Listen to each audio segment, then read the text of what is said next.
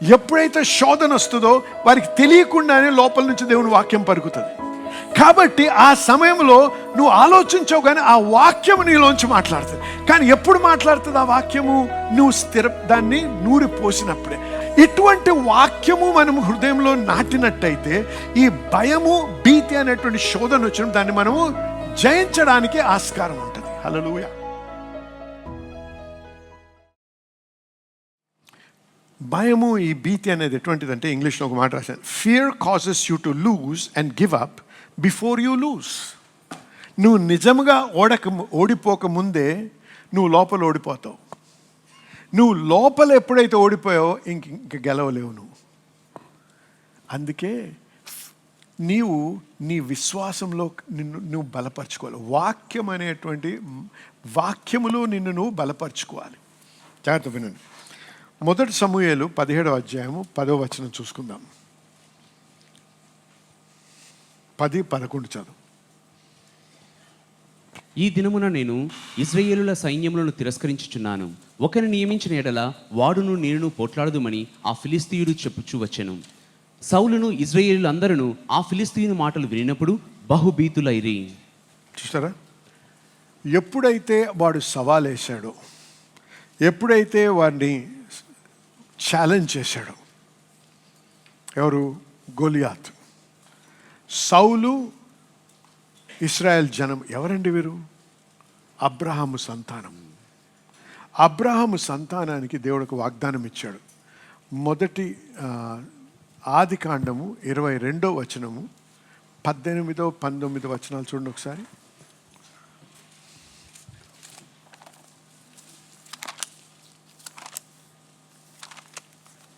Genesis 22. నీవు నా మాటలు వినినందున భూలోకములోని జనములన్నీయు నీ సంతానం వలన ఆశీర్వదించబడునని ప్రమాణము చేసి ఉన్నానని యెహోవా సెలవిచ్చెను.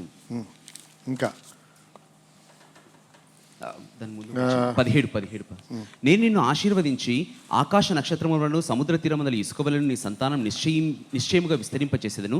నీ సంతతి వారు తమ శత్రువుల గవిని స్వాధీనపరచుకొందురు. అది చదువు.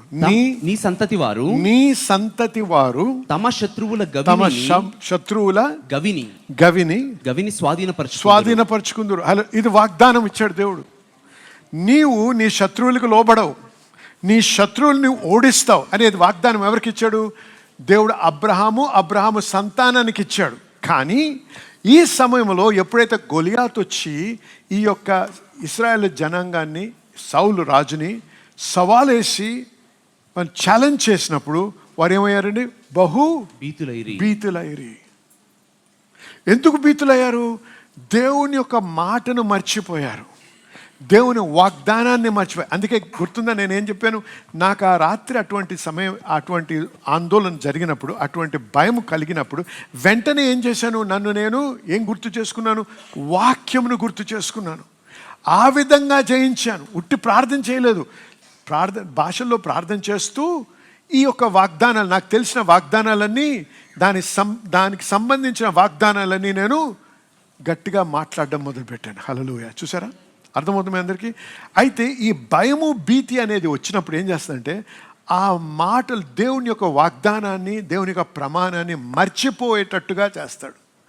ఎప్పుడైతే అది మర్చిపోతామో ఏం చేస్తామంటే, మన తట్టు మనం చూసుకునే దేవుని మర్చిపోతాము.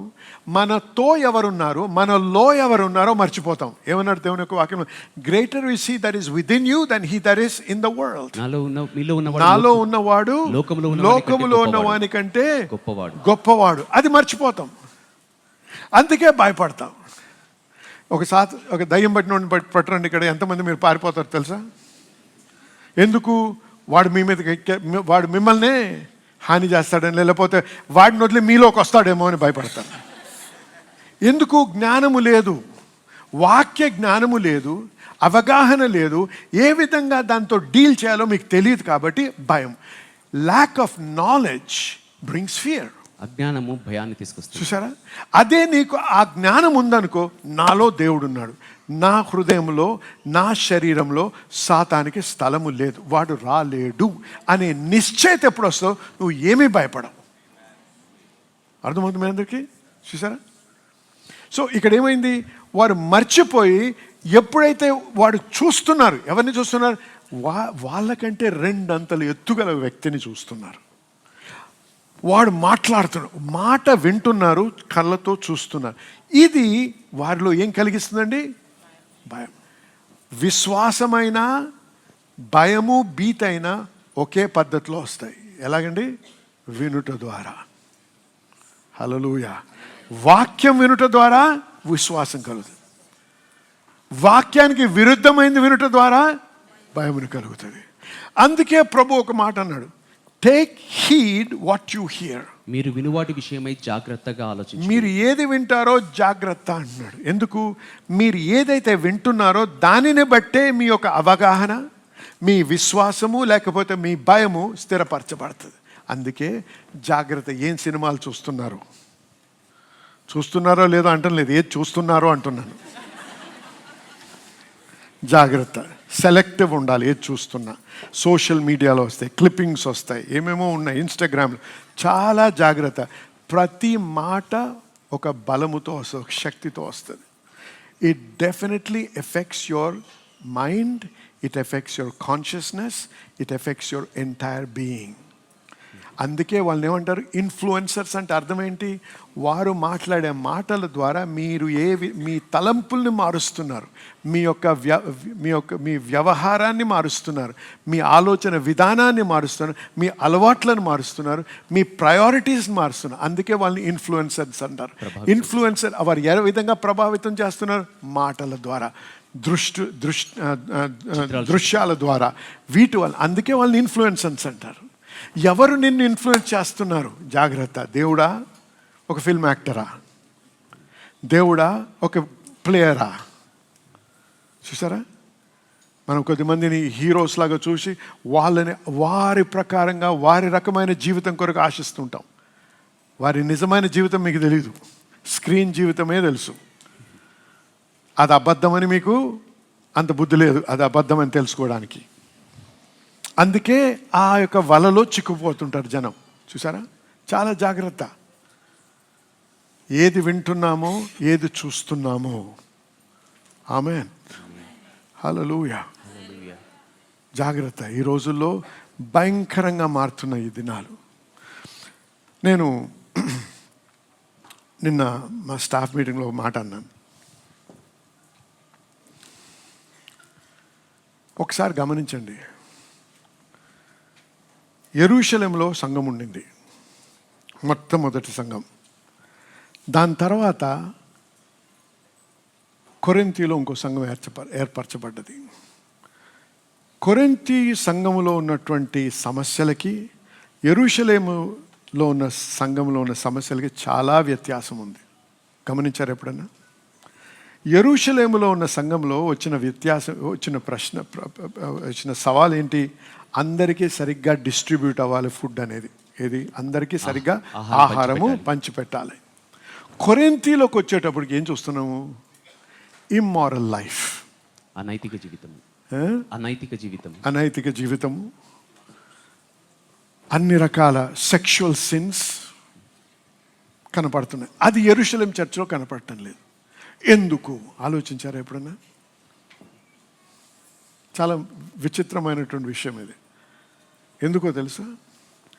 యెరూషలేం church majority or maximum Jews, యూదా బ్యాక్గ్రౌండ్ నుంచి వచ్చినటువంటి వారు. కొరింథీ సంఘములో వచ్చిన వారందరూ అన్యులు. అయితే ఏంటి తేడా అంటే, యూదుడిగా పుట్టినప్పుడు ఒక వ్యక్తి బాలుడుగా ఉన్నప్పుడే మొదటి 5 పుస్తకాలు మెమరైజ్ చేయాలి, కంఠస్థం చేయాలి. అర్థమవుతుంది అందరికీ? ఆ 5 పుస్తకాల్లో ఏమనుంది? దేవుని వాల్యూస్, దేవుని మారల్స్, దేవుని ఎథిక్స్. అర్థమవుతుందా? 10 కమాండ్మెంట్స్, దేవుని ఆజ్ఞలు, దేవుని హృదయం ఏంటి, దేవుడు దేన్ని అంగీకరిస్తాడు, దేన్ని తిరస్కరిస్తాడు, దేన్ని ఓకే అంటాడు, దేన్ని కాదంటాడు. ఇవన్నీ బాలుడుగా ఉన్నప్పుడే అవి స్థిరపరచబడ్డాయి. యేసు ప్రభువుని తెలుసుకోగానే రక్షించబడ్డాడు. కానీ న్యాయము, లా అంటే ఏంటి? ధర్మశాస్త్రము స్థిరపరచబడ్డది. అదే దేవుడు కదండి. ఆమెన్ చెప్పండి. సో ఏమైంది, ఈ ప్రశ్నలు లేవు. అయితే కొరింథీయులకు వచ్చేటప్పుడు వారికి ఈ ఫౌండేషన్ లేదు, పునాదులు. ఈ పునాది లేదు. ఈ వీరికున్న పునాది ఏంటి, అక్కడ పేగన్స్ అంటే అన్యుల యొక్క కల్చర్లో పెరిగారు వాళ్ళు, సంస్కృతిలో పెంచు. ఆ సంస్కృతిలో పెరిగారు. ఆ సంస్కృతి ఎటువంటిదంటే అన్నీ ఓకే, అక్కడ ఒకడికి 5 మంది భార్యలు ఉండొచ్చు, లేకపోతే ఒక ఆమెకి 2 మొగుళ్ళు ఉండొచ్చు, ఈ రకమైనటువంటి సంస్కారం అది. అటువంటి జాతి నుంచి, అటువంటి సంస్కారం నుంచి వచ్చినటువంటి వ్యక్తులు కాబట్టి వారు రక్షించబడ్డారు. కానీ ఆ కార్నాలిటీ అంటే శరీర సంబంధమైన వాటి గురించి విడుదల పొందాలంటే ఎందుకు కష్టపడుతున్నారంటే ఈ యొక్క దేవుని నైతిక విధానాలు, దేవుని యొక్క ఆజ్ఞలు, దేవుని హృదయము, వాల్యూస్, మారల్స్, ఎథిక్స్, ఆ ఫౌండేషన్ లేదు వీరికి. అర్థమవుతుంది అందరికీ? అర్థమవుతుంది కదండి? సో ఏమవుతుంది, ఈ రకంగా ఉండడం బట్టే వారు ఆ రకమైనటువంటి సమస్యలు ఎదుర్కొన్నారు. అప్పుడు ఇది ఆలోచించడం నేను అనుకున్నాను, ఎంత ప్రాముఖ్యం మన పిల్లలకి మనము వాక్యము కంఠస్థము చేయడము ఎంతో ప్రాముఖ్యమైనది. పిల్లలే కాదు, మనము కూడా.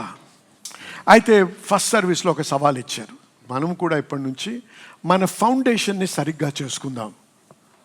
ఒప్పుకుంటారా? సో ప్రతి వారం ఒక సవాల్ మనందరికీ, మనము వాక్యాన్ని కంఠస్థం చేయాలి. మొట్టమొదటి అసైన్మెంట్ ఈరోజు నేను మీకు ఇచ్చేది 10 ఆజ్ఞలు. 10 ఆజ్ఞలు నాకు తెలుసు, కానీ వరుసగా చెప్పమని చెప్పలేను నేను. చూసారా, దాన్ని బట్టే అర్థమవుతుంది నా ఫౌండేషను కదలొచ్చు అని.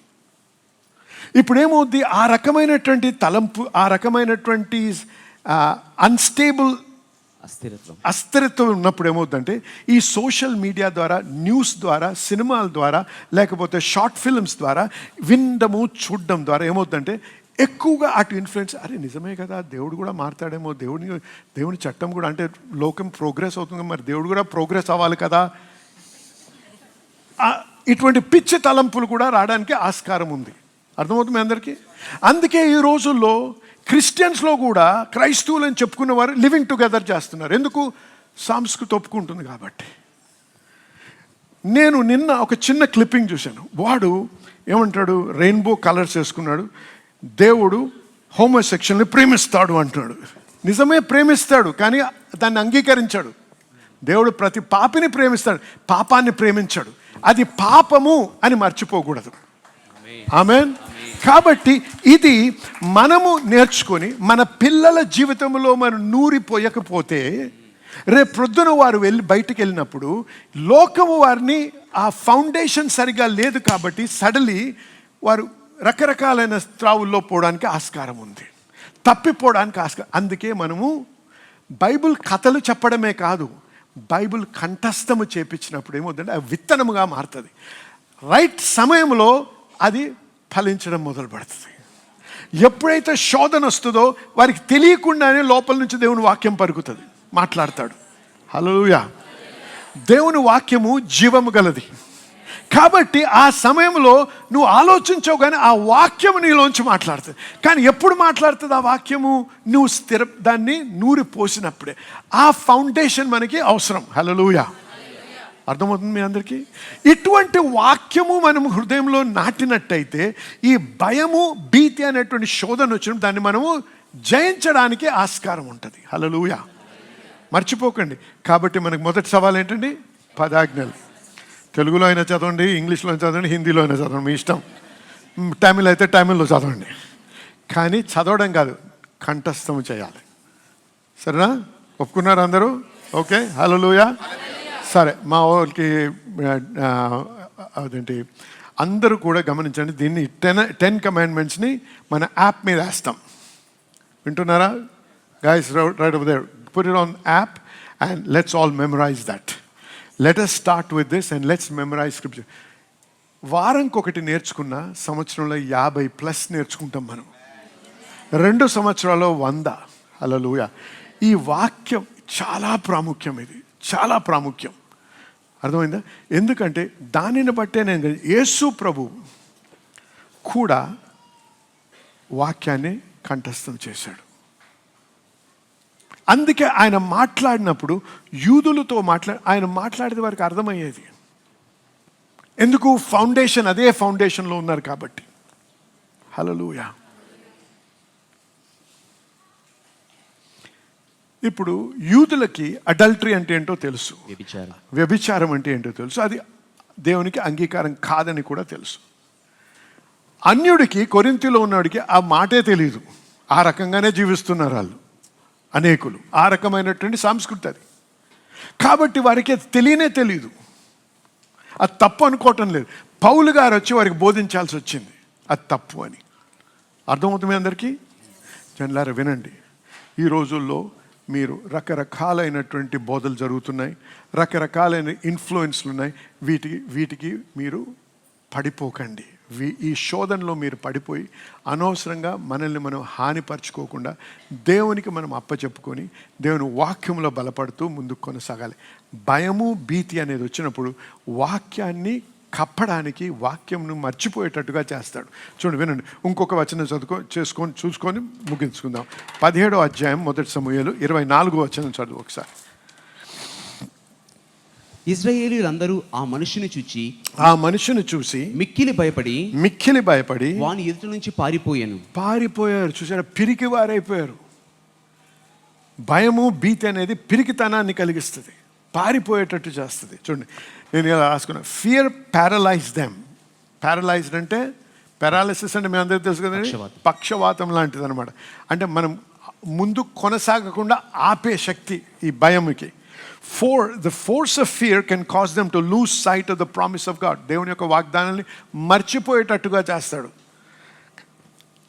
They forget who they are and who is with them. వారు ఎవరై ఉన్నారో, వారితో ఎవరున్నారో మర్చిపోతారు. కాబట్టి జనులారు వినండి, మనలో ప్రభు ఉన్నాడు, మనకి తోడై ఉన్నాడు అనేది మర్చిపోకూడదు. ఆమేన్.